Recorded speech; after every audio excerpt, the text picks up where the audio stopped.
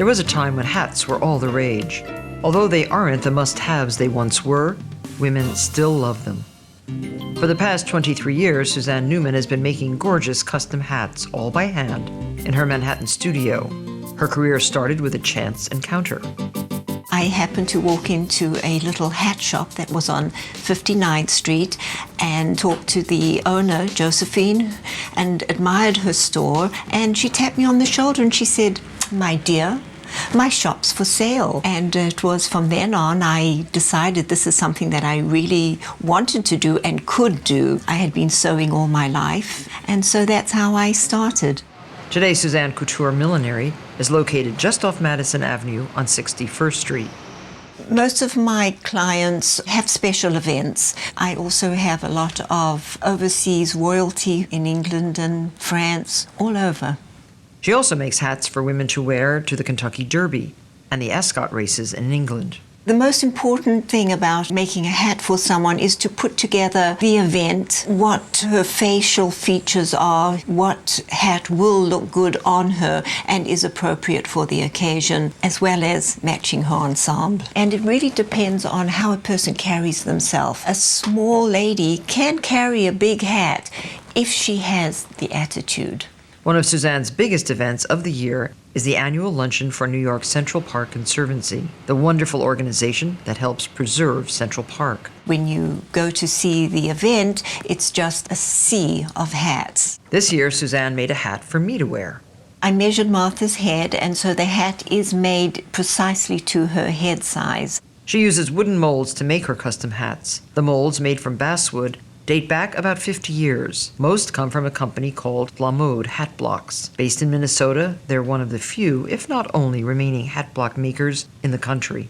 This is the wooden hat mold block brim that we've chosen to make for Martha, and we are going to cover it because it's very old. And here we have cinnamon, which comes by the yard. Cinnamon is a sisal straw that is lightly woven and airy, but also strong and durable. The straw has been dyed to match Martha's suit, and it gets doubled over, folded onto the block, and with push pins on the bias, I take it from the front to the back, each side, and we have a cord line running around the edge of the brim.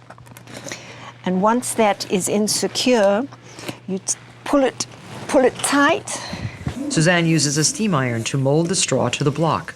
She then attaches a head plate, one that matches my head size, to the center of the brim block and traces it with chalk. She also marks the front and the back of the hat. Once we've marked the head size, we take the plate off, remove the pegs, and here we have Martha's head size. And so I'm then now going to cut in through here.